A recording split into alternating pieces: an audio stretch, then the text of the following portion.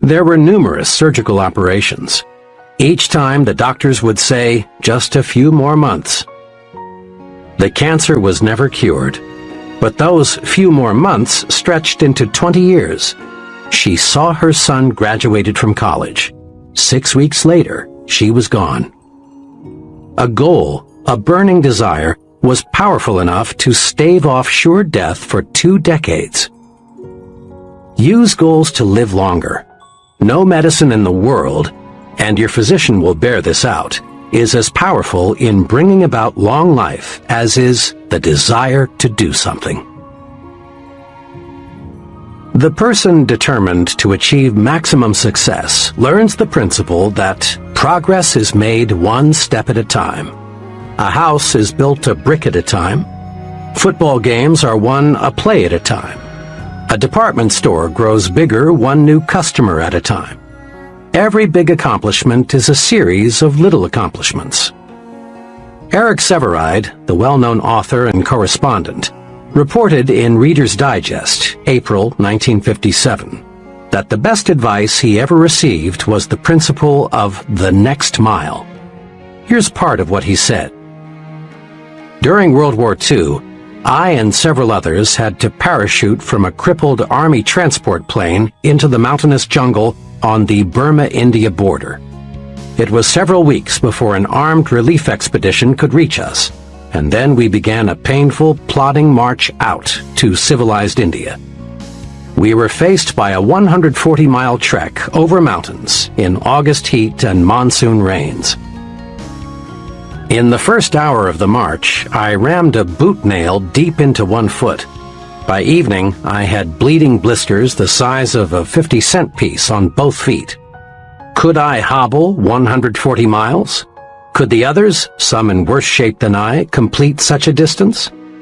We were convinced we could not, but we could hobble to that ridge, we could make the next friendly village for the night, and that, of course, was all we had to do. When I relinquished my job and income to undertake a book of 250,000 words, I could not bear to let my mind dwell on the whole scope of the project. I would surely have abandoned what has become my deepest source of professional pride. I tried to think only of the next paragraph, not the next page, and certainly not the next chapter. Thus, for 6 solid months, I never did anything but set down one paragraph after another. The book wrote itself. Years ago, I took on a daily writing and broadcasting chore that has totaled now more than 2,000 scripts. Had I been asked at the time to sign a contract to write 2,000 scripts, I would have refused in despair at the enormousness of such an undertaking. But I was only asked to write one, the next one, and that is all I have ever done. The principle of the next mile works for Eric Sevareid, and it will work for you. The step-by-step method is the only intelligent way to attain any objective. The best formula I have heard for quitting smoking, the one that has worked for more of my friends than any other, I call the hour-by-hour method.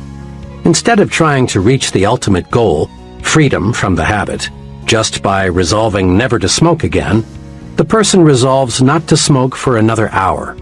When the hour is up, the smoker simply renews his resolution not to smoke for another hour. Later, as desire diminishes, the period is extended to 2 hours, later to a day. Eventually, the goal is won. The person who wants freedom from the habit all at once fails because the psychological pain is more than he can stand. An hour is easy. Forever is difficult. Winning any objective requires a step-by-step method. To the junior executive, each assignment, however insignificant it may appear, should be viewed as an opportunity to take one step forward. A salesman qualifies for management responsibilities one sale at a time. To the minister, each sermon; to the professor, each lecture; to the scientist, each experiment; to the business executive, each conference is an opportunity to take one step forward toward the large goal. Sometimes it appears that someone achieves success all at once. But if you check the past histories of people who seemed to arrive at the top suddenly, you'll discover a lot of solid groundwork was previously laid. And those successful people who lose fame as fast as they found it simply were phonies who had not built a solid foundation. Just as a beautiful building is created from pieces of stone, each of which in itself appears insignificant, in like manner the successful life is constructed. Do this. Start marching toward your ultimate goal by making the next task you perform, regardless of how unimportant it may seem, a step in the right direction. Commit this question to memory and use it to evaluate everything you do. Will this help take me where I want to go? If the answer is no, back off. If yes, press ahead. It's clear we do not make one big jump to success. We get there one step at a time. An excellent plan is to set monthly quotas for accomplishment. Here is a guide to help achieve these goals. Examine yourself. Decide what specific things you should do to make yourself more effective. Then, when the 30-day period is up, check your progress and build a new 30-day goal. Always keep working on the little things to get you in shape for the big things. 30-Day Improvement Guide. Between now and the next 30 days, I will A. Break these habits. Suggestions. 1. Putting off things. 2. Negative language. 3. Watching TV more than 60 minutes per day. 4. Gossip. B. Acquire these habits. Suggestions. 1. A rigid morning examination of my appearance. 2. Plan each day's work the night before. 3. Compliment people at every possible opportunity. C. Increase my value to my employer in these ways. Suggestions. 1. Do a better job of developing my subordinates. 2. Learn more about my company, what it does, and the customers it serves. 3. Make 3 specific suggestions to help my company become more efficient. D. Increase my value to my home in these ways. Suggestions. 1. Show more appreciation for the little things my wife does that I've been taking for granted. 2. Once each week, do something special with my whole family. 3. Give 1 hour each day of my undivided attention to my family. E. Sharpen my mind in these ways. Suggestions. 1. Invest 2 hours each week in reading professional magazines in my field. 2. Read 1 self-help book. 3. Make 4 new friends. 4. Spend 30 minutes daily in quiet, undisturbed thinking. Next time you see a particularly well-poised, well-groomed, clear-thinking, effective person, remind yourself that he wasn't born that way. Lots of conscious effort, invested day by day, made the person what he is. Building new positive habits and destroying old negative habits is a day-by-day process. Create your first 30-day improvement guide right now. Often, when I discuss setting goals, someone comments along these lines. I see that working toward a purpose is important, but so often things happen that upset my plans. It's true that many factors outside your control do affect your destination. There may be serious illness or death in your family, the job you're gunning for may be dissolved, you may meet with an accident. So here is a point we must fix firmly in mind. Prepare to take detours in stride. If you are driving down a road and you come to a road closed situation, you wouldn't camp there, nor would you go back home. The road closed simply means you can't go where you want to go on this road. You'd simply find another road to take you where you want to go.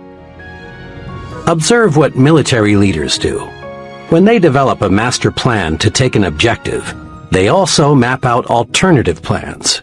If something unforeseen happens that rules out Plan A, they switch to Plan B. You rest easy in an airplane even though the airport where you plan to land is closed in Because you know the fellow up there driving the plane has alternative landing fields and a reserve fuel supply. It's a rare person who has achieved high-level success who has not had to take detours, many of them. When we detour, we don't have to change our goals, we just travel a different route. You've probably heard many persons say something like, "Oh, how I wish I had bought XX stock back in 19 blank. I'd have a pile of money today."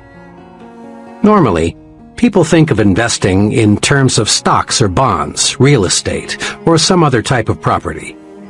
But the biggest and most rewarding kind of investment is self-investment, purchasing things that build mental power and proficiency. The progressive business knows that how strong it will be 5 years from now depends not on what it does 5 years in the future, but rather on what it does, invests, this year. Profit comes from only one source, investment. There's a lesson for each of us. To profit, to get the extra reward above a normal income in the years ahead, we must invest in ourselves. We must invest to achieve our goals. Here are 2 sound self-investments that will pay handsome profits in the years ahead. 1. Invest in education. True education is the soundest investment you can make in yourself. But let's be sure we understand what education really is. Some folks measure education by the number of years spent in school or the number of diplomas, certificates, and degrees earned. But this quantitative approach to education doesn't necessarily produce a successful person. Ralph J. Cordiner, chairman of General Electric, expressed the attitude of top business management toward education this way. 2 of our most outstanding presidents, Mr. Wilson and Mr. Coffin, never had an opportunity to attend college. Although some of our present officers have doctor's degrees, 12 out of 41 have no college degrees. We are interested in competency, not diplomas. A diploma or degree may help you get a job, but it will not guarantee your progress on the job. Business is interested in competency, not diplomas. To others, education means the quantity of information a person has stashed away in his brain. But the soak-up facts method of education won't get you where you want to go. More and more we depend on books, files, and machines to warehouse information. If we can do only what a machine can do, we're in a real fix. Real education, the kind worth investing in, is that which develops and cultivates your mind. How well educated a person is measured by how well his mind is developed. In brief, by how well he thinks. Anything that improves thinking ability is education. And you can obtain education in many ways. But the most efficient sources of education for most people are nearby colleges and universities. Education is their business. If you haven't been to college lately, you're in for some wonderful surprises. You'll be pleased at the wide course offerings available. You'll be even more pleased to discover who goes to school after work. Not the phonies, but rather really promising persons, many of whom already hold very responsible positions. In one evening class of 25 persons I conducted recently, there were an owner of a retail chain of 12 stores, 2 buyers for a national food chain, 4 graduate engineers, an Air Force colonel, and several others of similar status. Many people earn degrees in evening programs these days, but the degree, which in the final analysis is only a piece of paper, is not their primary motivation. They are going to school to build their minds, which is a sure way to invest in a better future. And make no mistake about this, education is a real bargain. A moderate investment will keep you in school one night each week for a full year. Compute the cost as a percentage of your gross income, and then ask yourself, isn't my future worth this small investment? Why not make an investment decision right now? Call it school, one night a week for life. It will keep you progressive, young, alert. It will keep you abreast of your areas of interest. And it will surround you with other people who also are going places. 2. Invest in idea starters. Education helps you mold your mind, stretch it, train it to meet new situations and solve problems. Idea starters serve a related purpose. They feed your mind, give you constructive material to think about. Where are the best sources of idea starters? There are many, but to get a steady supply of high-quality idea material, why not do this? Resolve to purchase at least one stimulating book each month and subscribe to 2 magazines or journals that stress ideas. For only a minor sum and a minimum of time, you can be tuned in to some of the best thinkers available anywhere. At a luncheon one day, I overheard one fellow say, "But it costs too much. I can't afford to take the Wall Street Journal." His companion, obviously a much more success-minded person, replied, "Well, I've found that I can't afford not to take it." Again, take your cue from the successful people. Invest in yourself. Let's take action. Now, in a quick recap, put these success-building principles to work. 1. Get a clear fix on where you want to go. Create an image of yourself 10 years from now. 2. Write out your 10-year plan. Your life is too important to be left to chance. Put down on paper what you want to accomplish in your work, your home, and your social departments. 3. Surrender yourself to your desires. Set goals to get more energy. Set goals to get things done. Set goals and discover the real enjoyment of living.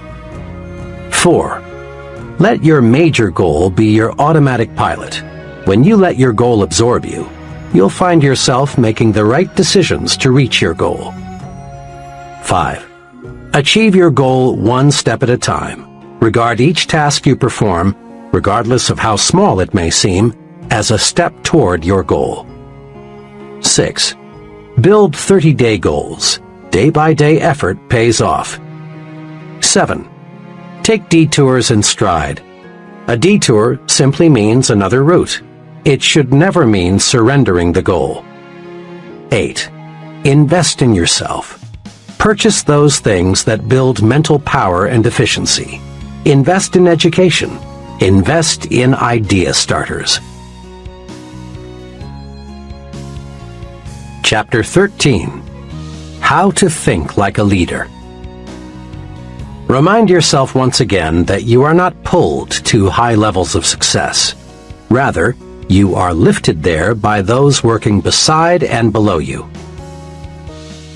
Achieving high-level success requires the support and the cooperation of others.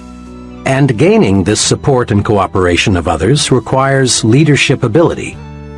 Success and the ability to lead others, that is, getting them to do things they wouldn't do if they were not led, go hand in hand. The success-producing principles explained in the previous chapters are valuable equipment in helping you develop your leadership capacity. At this point, we want to master 4 special leadership rules or principles that can cause others to do things for us in the executive suite, in business, in social clubs, in the home, anywhere we find people. These 4 leadership rules or principles are: 1. Trade minds with the people you want to influence. 2. Think. What is the human way to handle this? 3. Think progress, believe in progress, push for progress. 4. Take time out to confer with yourself and develop your supreme thinking power. Practicing these rules produces results. Putting them to use in everyday situations takes the mystery out of that gold-plated word, leadership. Let's see how. Leadership rule number 1. Trade minds with the people you want to influence. Trading minds with the people you want to influence is a magic way to get others, friends, associates, customers, employees, to act the way you want them to act. Study these two case histories and see why. Ted B. worked as a television copywriter and director for a large advertising agency. When the agency obtained a new account, a children's shoe manufacturer, Ted was assigned responsibility for developing several TV commercials.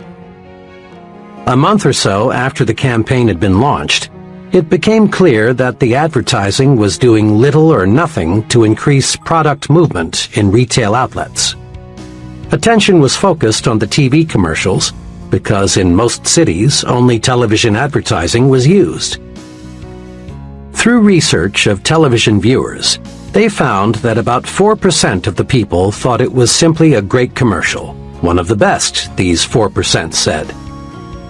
The remaining 96% were either indifferent to the commercials or, in plain language, thought they smelled.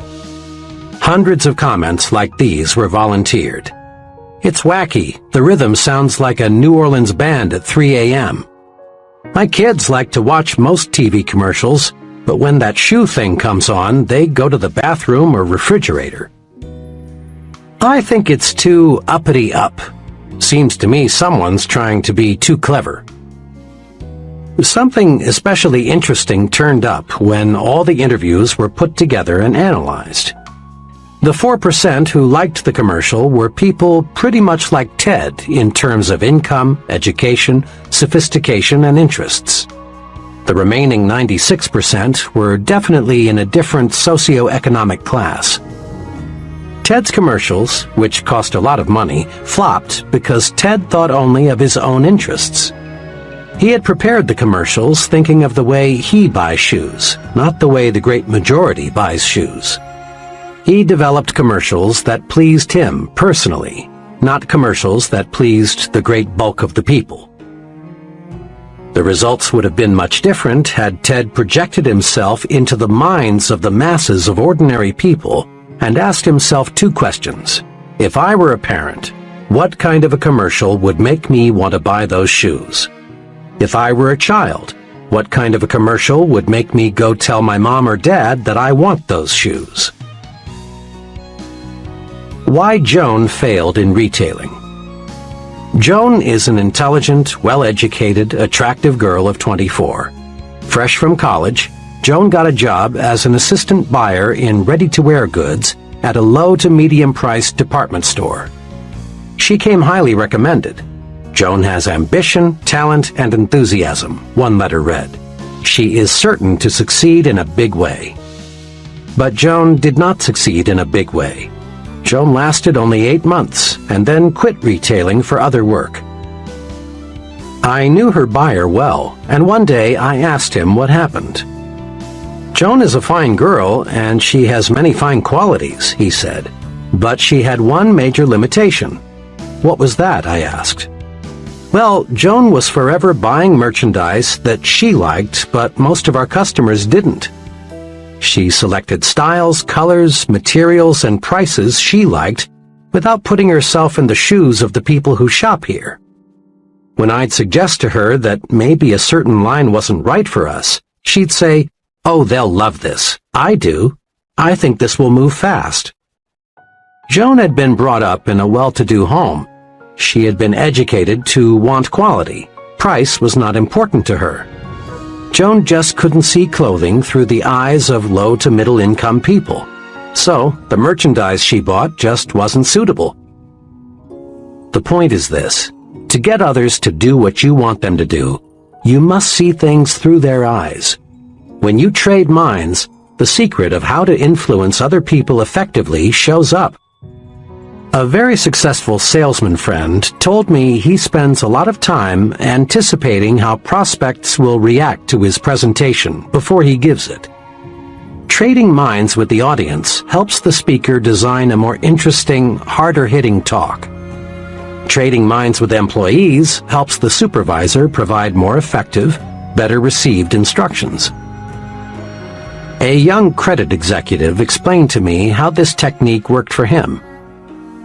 When I was brought into this store, a medium-sized clothing store, as assistant credit manager, I was assigned the job of handling all collection correspondence.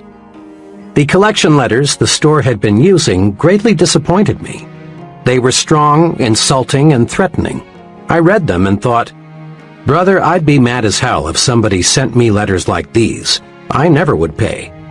So I just got to work and started writing the kind of letter that would move me to pay an overdue bill if I received it.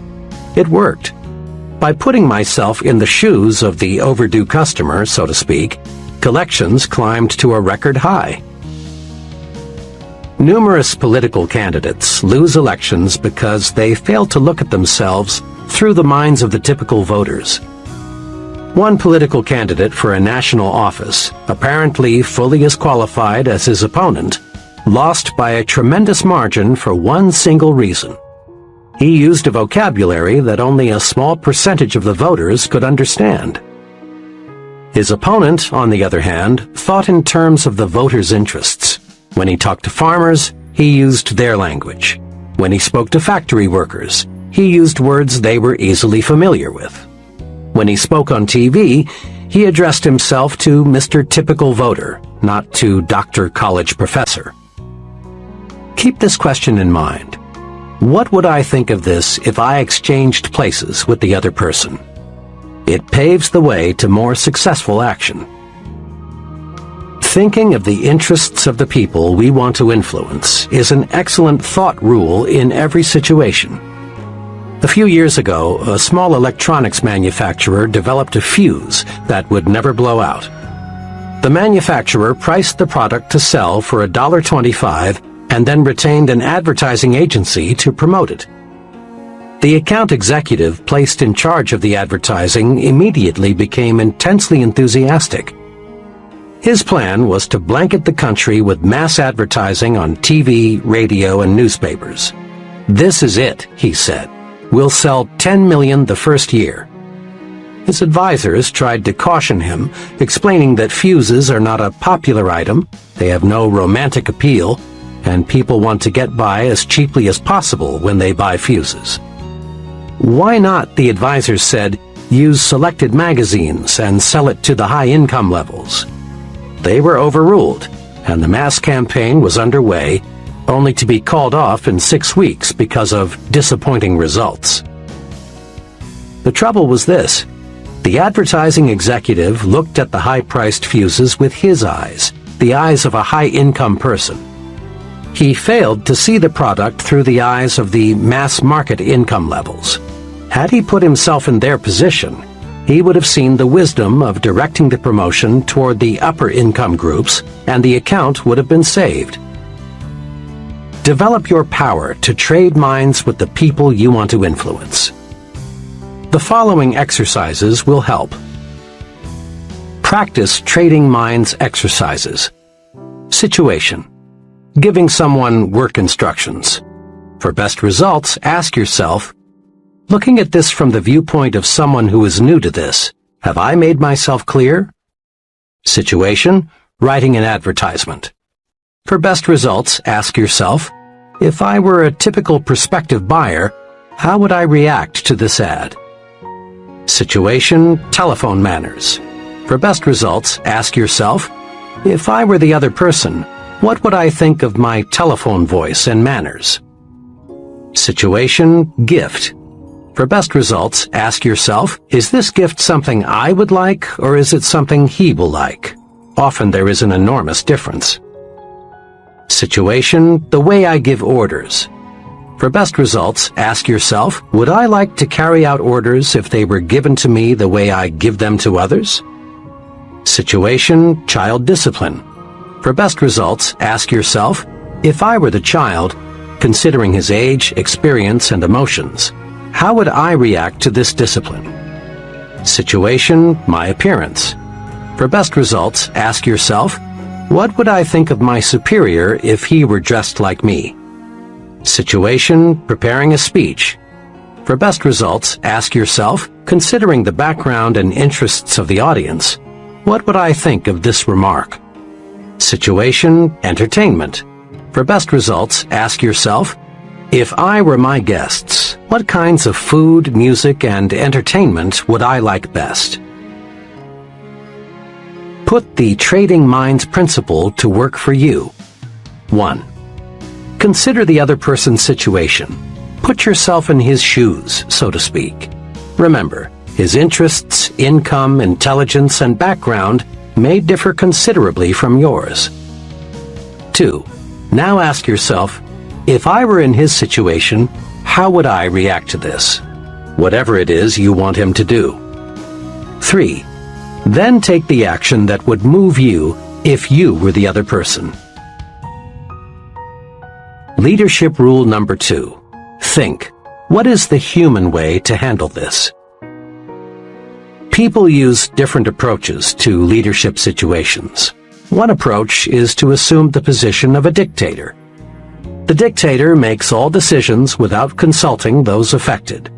He refuses to hear his subordinate's side of a question because, deep down perhaps, he's afraid the subordinate might be right, and this would cause him to lose face. Dictators don't last long. Employees may fake loyalty for a while, but unrest soon develops. Some of the best employees leave, and those remaining get together and plot against the tyrant. The result is that the organization ceases to function smoothly. This puts the dictator in a bad light with his superior. A second leadership technique is the cold, mechanical, I'm a rule-book operator approach. The fellow using this approach handles everything exactly according to the book. He doesn't recognize that every rule or policy or plan is only a guide for the usual cases. This would-be leader treats human beings as machines. And of all things people don't like, perhaps the most disliked is being treated like a machine. The cold, impersonal efficiency expert is not an ideal. The machines that work for him develop only part of their energy. Persons who rise to tremendous leadership heights use a third approach that we call being human. Several years ago, I worked closely with John S., who is an executive in the engineering development section of a large aluminum manufacturer. John had mastered the Be Human approach and was enjoying its rewards. In dozens of little ways, John made his actions say, "You are a human being. I respect you. I'm here to help you in every way I can." When an individual from another city joined his department, John went to considerable personal inconvenience to help him find suitable housing. Working through his secretary and 2 other women employees, he set up office birthday parties for each member of the staff. The 30 minutes or so required for this was not a cost. Rather, it was an investment in getting loyalty and output. When he learned that one of his staff members belonged to a minority faith, John called him in and explained that he would arrange for him to observe his religious holidays that don't coincide with the more common holidays. When an employee or someone in the employee's family was ill, John remembered. He took time to compliment his staff individually for their off-the-job accomplishments. But the largest evidence of John's Be Human philosophy showed up in the way he handled a dismissal problem. One of the employees who had been hired by John's predecessor simply lacked the aptitude and interest for the work involved. John handled the problem magnificently. He did not use the conventional procedure of calling the employee into his office and giving him first the bad news and then second 15 or 30 days to move out. Instead, he did 2 unusual things. First, he explained why it would be to the employee's personal advantage to find a new situation where his aptitudes and interests would be more useful. He worked with the employee and put him in touch with a reputable vocational guidance consultant. Next, he did something else above and beyond the call of duty. He helped the employee find a new job by setting up interviews with executives in other companies where the employee's skills were needed. In just 18 days after the dismissal conference, the employee was relocated in a very promising situation. This dismissal procedure intrigued me, so I asked John to explain his thinking behind it. He explained it this way. "There's an old maxim I've formed and held in my mind," he began. "Whoever is under a man's power is under his protection, too. We never should have hired this man in the first place, because he's not cut out for this kind of work. But since we did, the least I could do was help him to relocate." "Anybody," John continued, "can hire a man. But the test of leadership is how one handles the dismissal. By helping that employee relocate before he left us, built up a feeling of job security in everyone in my department. I let them know by example that no one gets dumped on the street as long as I'm here." Make no mistake, John's Be Human brand of leadership paid off. There were no secret gossip sessions about John. He received unquestioned loyalty and support. He had maximum job security because he gave maximum job security to his subordinates. For about 15 years, I've been close to a fellow I'll call Bob W. Bob is in his late 50s. He came up the hard way. With a hit-or-miss education and no money, Bob found himself out of work in 1931. But he's always been a scrambler. Not one to be idle, Bob started an upholstery shop in his garage. Thanks to his untiring efforts, the business grew, and today it's a modern furniture manufacturing plant with over 300 employees. Today, Bob is a millionaire. Money and material things have ceased to be a concern. But Bob is rich in other ways, too. He's a millionaire in friends, contentment, and satisfaction. Of Bob's many fine qualities, his tremendous desire to help other people stands out. Bob is human, and he's a specialist in treating others the way human beings want to be treated.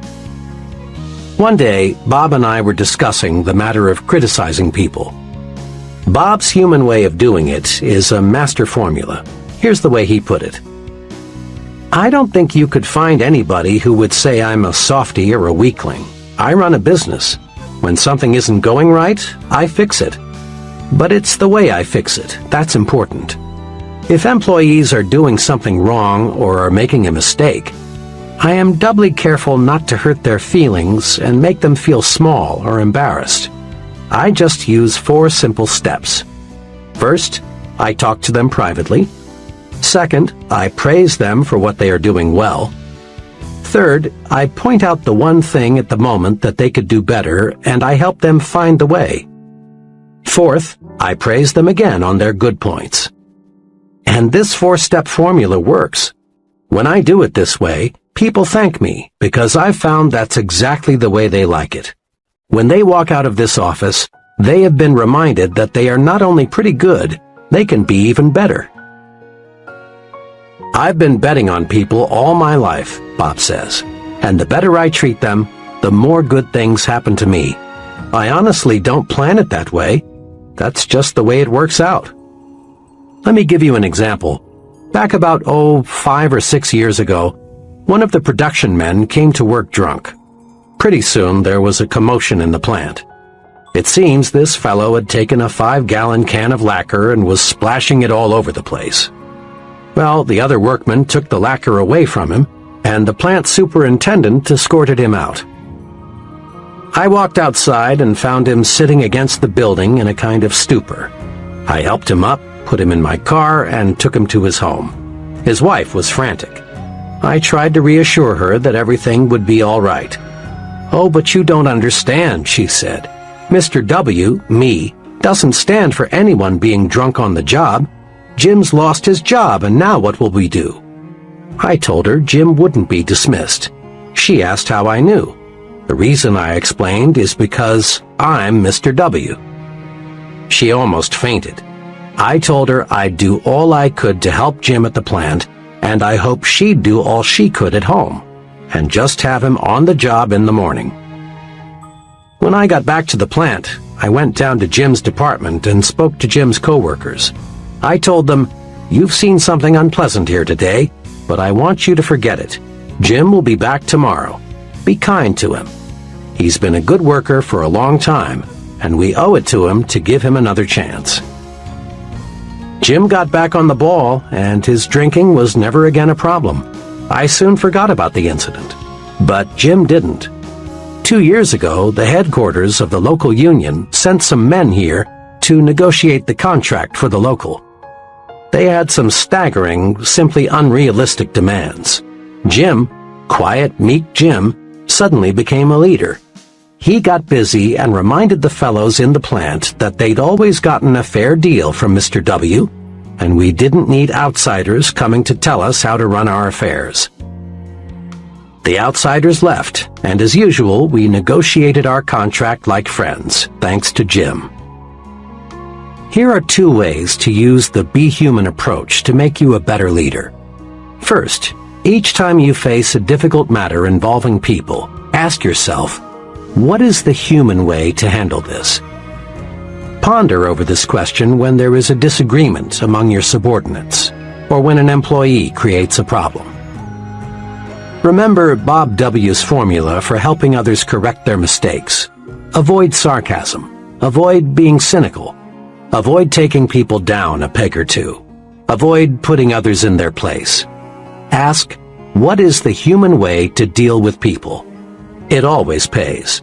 Sometimes sooner, sometimes later, but it always pays. A second way to profit from the Be Human rule is to let your actions show you put people first. Show interest in your subordinates' off-the-job accomplishments. Treat everyone with dignity. Remind yourself that the primary purpose in life is to enjoy it. As a general rule, the more interest you show in a person, the more he will produce for you. And his production is what carries you forward to greater and greater success. Praise your subordinates to your supervisor by putting in plugs for them at every opportunity. It's an old American custom to admire the fellow who's on the side of the little man. Your subordinates will appreciate your plugs, and their loyalty to you will grow. And do not fear that this will lower your own importance in the eyes of your supervisor.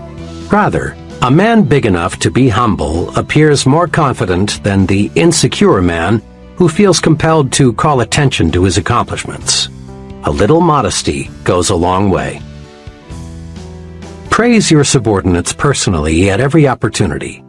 Praise them for their cooperation. Praise them for every extra effort they put forth. Praise is the greatest single incentive you can give people, and it costs you nothing. Besides, a write-in vote has often overthrown a powerful known candidate. You never know when your subordinates can do you a turn by coming to your defense. Practice praising people. Rub people the right way. Be human. Leadership rule number 3.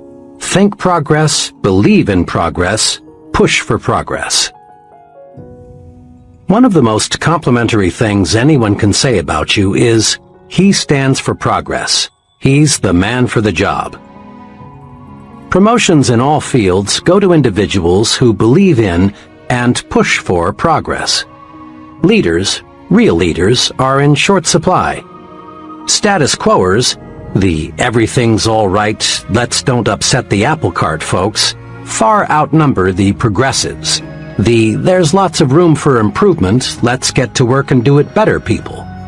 Join the leadership elite. Develop a forward look. There are 2 special things you can do to develop your progressive outlook. 1. Think improvement in everything you do. 2. Think high standards in everything you do. Several months ago, the president of a medium-sized company asked me to help him make an important decision. This executive had built the business by himself and had been functioning as sales manager. Now, with 7 salesmen employed, he decided his next step was to promote one of his salesmen to the job of sales manager. He narrowed the choice down to 3, all of whom were about equal in experience and sales performance.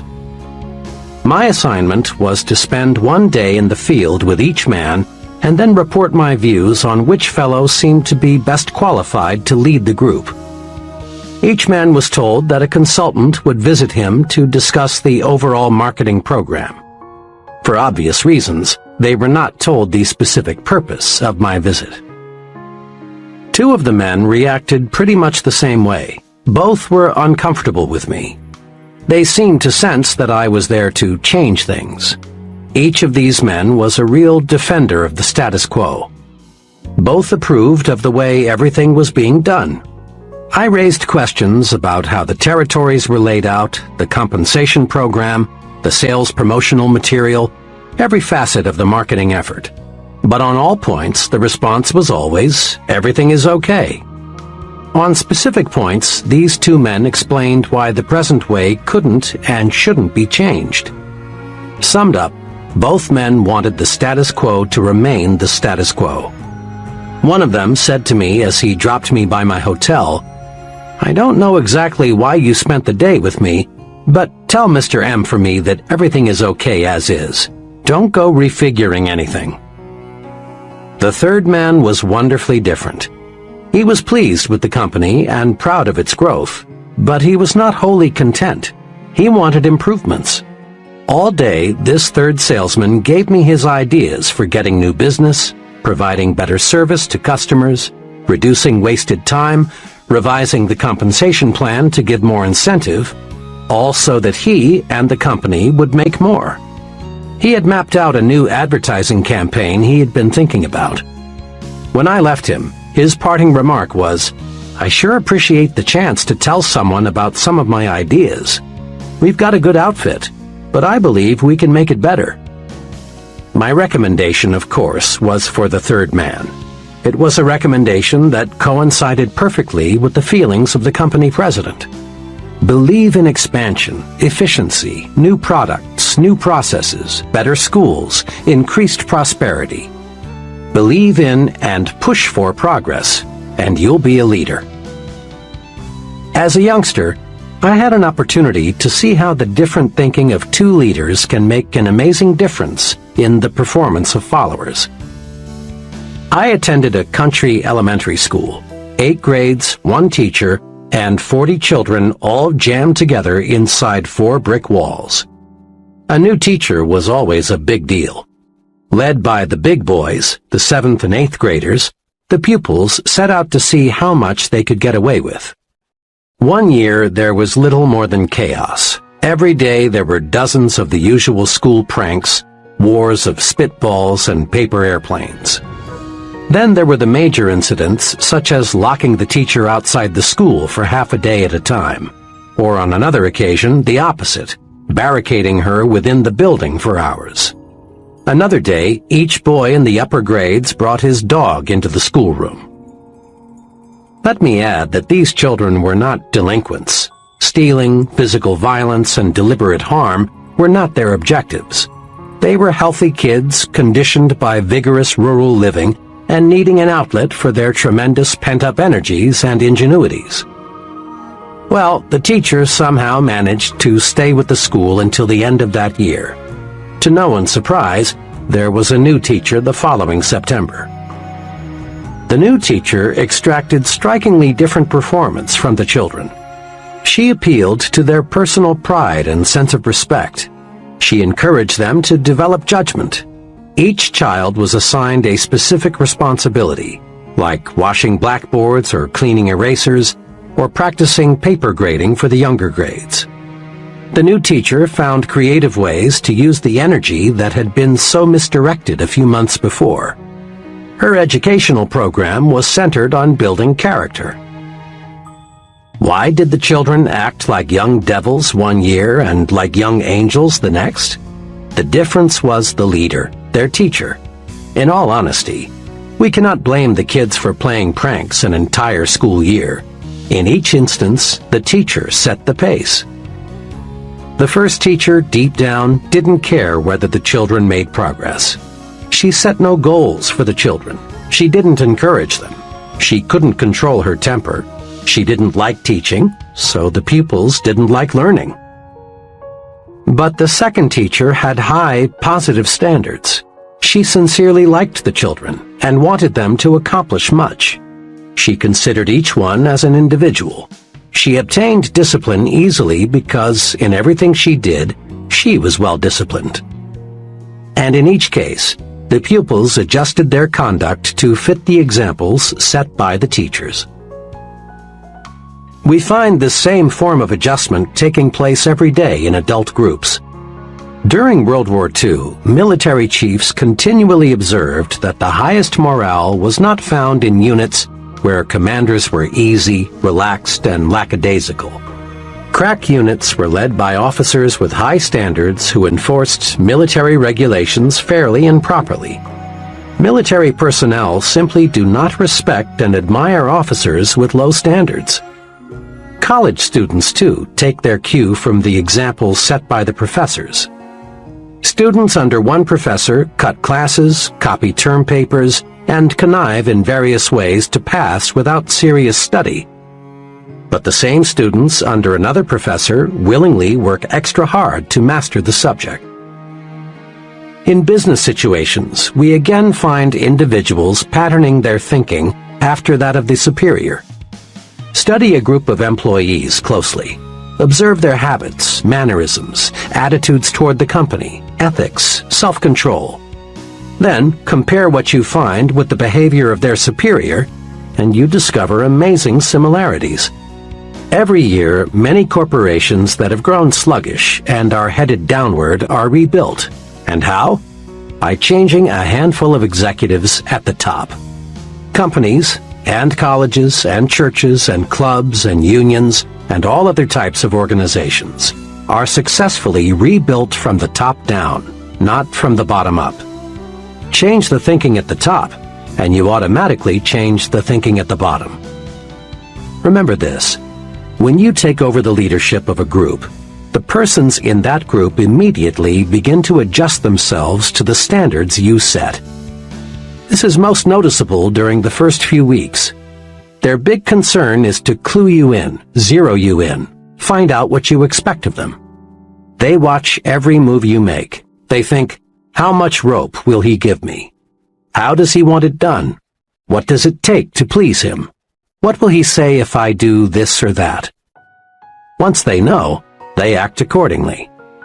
Check the example you set. Use this old but ever-accurate quatrain as a guide.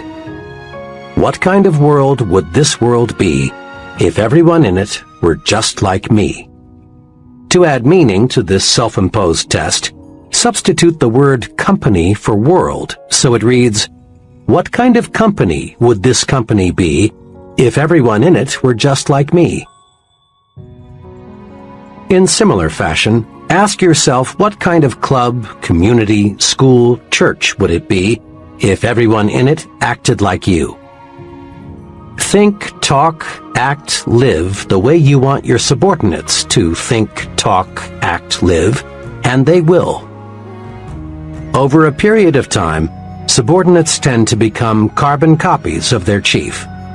The simplest way to get high-level performance is to be sure the master copy is worth duplicating.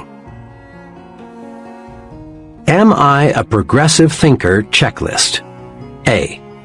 Do I think progressively toward my work? 1. Do I appraise my work with the how can we do it better attitude? 2. Do I praise my company, the people in it, and the products it sells at every possible opportunity? 3. Are my personal standards with reference to the quantity and quality of my output higher now than 3 or 6 months ago? 4. Am I setting an excellent example for my subordinates, associates, and others I work with? B. Do I think progressively toward my family? 1. Is my family happier today than it was 3 or 6 months ago? 2. Am I following a plan to improve my family's standard of living? 3. Does my family have an ample variety of stimulating activities outside the home? 4. Do I set an example of a progressive, a supporter of progress for my children? C. Do I think progressively toward myself? 1. Can I honestly say I am a more valuable person today than 3 or 6 months ago? 2. Am I following an organized self-improvement program to increase my value to others? 3.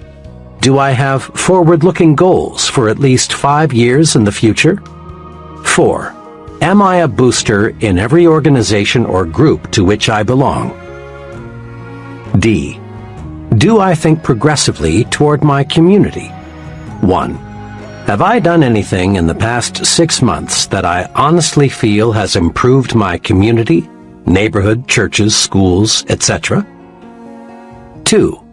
Do I boost worthwhile community projects rather than object, criticize, or complain? 3. Have I ever taken the lead in bringing about some worthwhile improvement in my community? 4.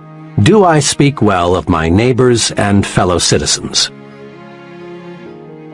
Leadership rule number 4. Take time out to confer with yourself and tap your supreme thinking power. We usually picture leaders as exceptionally busy people, and they are. Leadership requires being in the thick of things. But while it's usually overlooked, it is noteworthy that leaders spend considerable time alone with nothing but their own thinking apparatus. Check the lives of the great religious leaders, and you'll find each of them spent considerable time alone. Moses frequently was alone, often for long periods of time. So were Jesus, Buddha, Confucius, Muhammad, Gandhi. Every outstanding religious leader in history spent much time in solitude, away from the distractions of life. Political leaders, too, those who made lasting names in history for good or bad, gained insight through solitude. It is an interesting question whether Franklin D. Roosevelt could have developed his unusual leadership capacities had he not spent much time alone while recovering from his polio attack. Harry Truman spent much time as a boy and as an adult alone on a Missouri farm. Quite possibly, Hitler would never have achieved power had he not spent months in jail alone, where he had time to construct Mein Kampf, that brilliantly wicked plan for world conquest that sold the Germans in a blind moment. Many of the leaders of communism who proved to be so diplomatically skillful, Lenin, Stalin, Marx, and many others, spent time in jail, where they could, without distraction, plan their future moves. Leading universities require professors to lecture as few as 5 hours per week, so that the professor has time to think. Many outstanding business executives are surrounded all day by assistants, secretaries, telephones, and reports. But follow them around for 168 hours a week and 720 hours a month, and you discover they spent a surprising amount of time in uninterrupted thought. The point is this: the successful person in any field takes time out to confer with himself or herself. Leaders use solitude to put the pieces of a problem together, to work out solutions, to plan, and in one phrase, to do their super thinking. Many people fail to tap their creative leadership power because they confer with everybody and everything else but themselves. You know this kind of person well. He's the fellow who goes to great lengths not to be alone. He goes to extremes to surround himself with people. He can't stand being alone in his office, so he goes prowling to see other people. Seldom does he spend evenings alone. He feels a compelling need to talk with others every waking moment. He devours a huge diet of small talk and gossip. When this person is forced by circumstances to be physically alone, he finds ways to keep from being mentally alone. At times like these, he resorts to television, newspapers, radio, telephone, anything that will take over his thinking process for him. In effect, he says, "Here, Mr. TV, Mr. Newspaper, occupy my mind for me. I'm afraid to occupy it with my own thoughts." Mr. I can't stand to be alone shuns independent thought. He keeps his own mind blacked out. He is psychologically scared of his own thoughts. As time goes by, Mr. I can't stand to be alone grows increasingly shallow. He makes many ill-considered moves. He fails to develop firmness of purpose, personal stability. He is unfortunately ignorant of the superpower lying unused just behind his forehead. Don't be a Mr. I can't stand to be alone. Successful leaders tap their superpower through being alone. You can too. Let's see how. As part of a professional development program, I asked 13 trainees to closet themselves for 1 hour each day for 2 weeks. The trainees were asked to shut themselves off from all distractions and think constructively about anything that came to mind. At the end of 2 weeks, each trainee, without exception, reported the experience proved amazingly practical and worthwhile. One fellow stated that before the managed solitude experiment, he was on the verge of a sharp break with another company executive. But through clear thinking, he found the source of the problem and the way to correct it. Others reported that they solved problems relating to such varied things as changing jobs, marriage difficulties, buying a home, and selecting a college for a teenage child. Each trainee enthusiastically reported that he had gained a much better understanding of himself, his strengths and weaknesses, than he had ever had before. The trainees also discovered something else that is tremendously significant. They discovered that decisions and observations made alone in managed solitude have an uncanny way of being 100% right. The trainees discovered that when the fog is lifted, the right choice becomes crystal clear. Managed solitude pays off. One day recently, an associate of mine reversed her stand completely on a troublesome issue. I was curious to know why she had switched her thinking, since the problem was very basic. Her answer went like this: "Well, I haven't been at all clear in my mind as to what we should do. So I got up at 3:30 this morning, fixed a cup of coffee, and just sat on the sofa and thought until 7 a.m. I see the whole matter a lot clearer now, so the only thing for me to do is reverse my stand." And her new stand proved completely correct. Resolve now to set aside some time each day, at least 30 minutes, to be completely by yourself. Perhaps early in the morning before anyone else is stirring about would be best for you. Or perhaps late in the evening would be a better time. The important thing is to select a time when your mind is fresh and when you can be free from distractions. You can use this time to do 2 types of thinking, directed and undirected. To do directed thinking, review the major problem facing you. In solitude, your mind will study the problem objectively and lead you to the right answer. To do undirected thinking, just let your mind select what it wishes to think about. In moments like these, your subconscious mind taps your memory bank, which in turn feeds your conscious mind. Undirected thinking is very helpful in doing self-evaluation.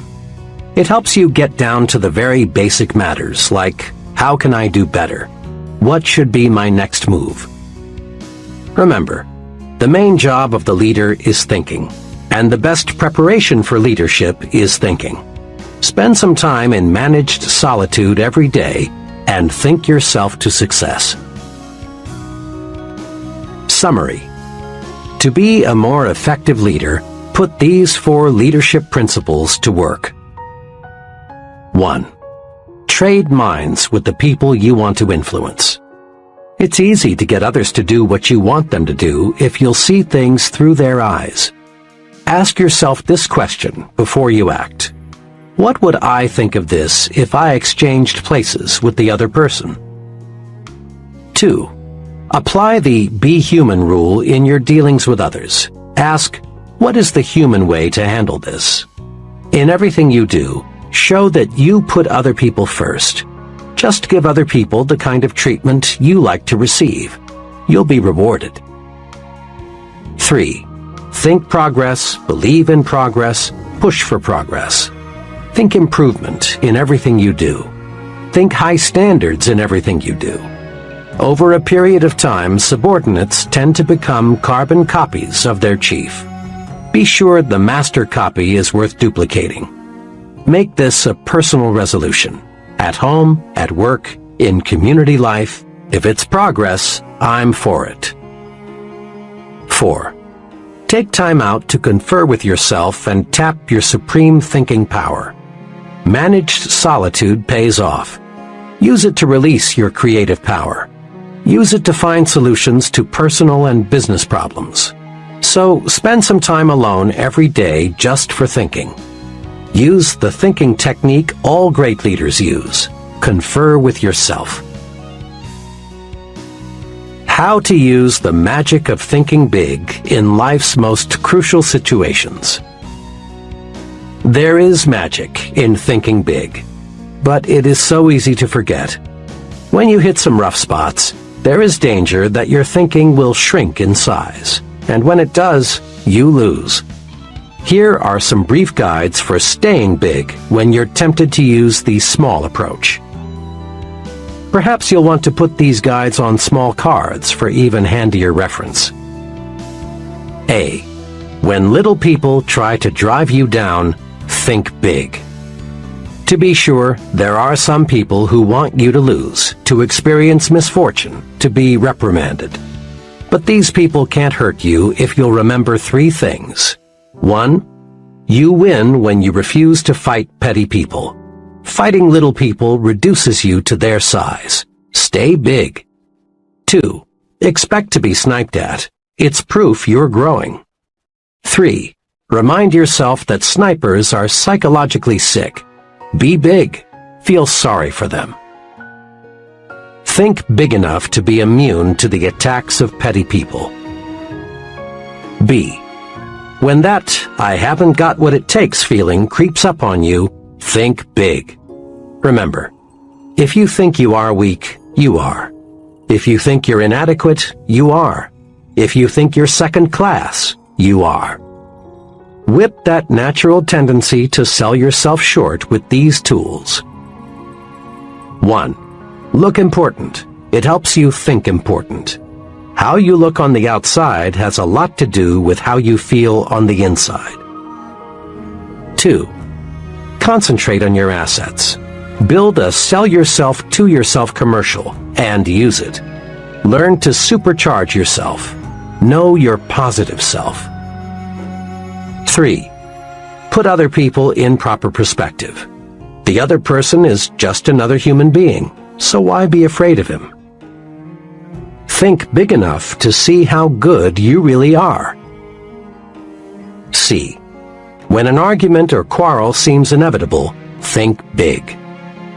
Successfully resist the temptation to argue and quarrel by 1. Asking yourself, honestly now, is this thing really important enough to argue about? 2. Reminding yourself you never gain anything from an argument, but you always lose something. Think big enough to see that quarrels, arguments, feuds, and fusses will never help you get where you want to go. D. When you feel defeated, think big. It is not possible to achieve large success without hardships and setbacks, but it is possible to live the rest of your life without defeat. Big thinkers react to setbacks this way. 1. Regard the setback as a lesson. Research it. Use it to propel you forward. Salvage something from every setback. 2. Blend persistence with experimentation. Back off and start afresh with a new approach. Think big enough to see that defeat is a state of mind, nothing more. E. When romance starts to slip, think big. Negative, petty, she's, he's, unfair to me so I'll get even type of thinking slaughters romance, destroys the affection that can be yours. Do this when things aren't going right in the love department. 1. Concentrate on the biggest qualities in the person you want to love you. Put little things where they belong, in second place. 2. Do something special for your mate, and do it often. Think big enough to find the secret to marital joys. F. When you feel your progress on the job is slowing down, think big. No matter what you do, and regardless of your occupation, higher status, higher pay come from one thing: increasing the quality and quantity of your output. Do this. Think, I can do better. The best is not unattainable. There is room for doing everything better. Nothing in this world is being done as well as it could be. And when you think, I can do better, ways to do better will appear. Thinking I can do better switches on your creative power. Think big enough to see that if you put service first, money takes care of itself. In the words of Publilius Cyrus, a wise man will be master of his mind, a fool will be its slave.